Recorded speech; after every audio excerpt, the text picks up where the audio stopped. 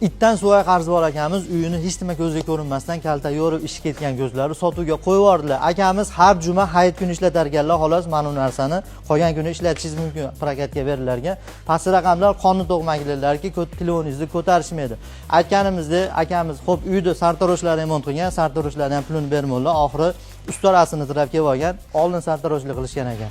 Past raqamlar o'sh ko'tarishmaydi. 3 sotiylik 52 mingga berib olar ekanlar uyda. Xo'p, uyni sotib vaq, yarim pulini adin ekspertga tikarganlar, yaxshi niyatda telefon qilishingiz mumkin. Endi uyda aytganimizdek antrakti chiqib yotibdi, gazi yo'q, kanalizatsiyasi yo'q, joyda yashayman, menga kerak emas qolgan narsa deydiganlar uchun zo'r variant. To'g'risini aytib beramiz. 3 sotiylik uyda oldi juda ham keng. Siz akamizni ko'ngli tor bo'lib ketgandan uyi keng bo'lib ketgan.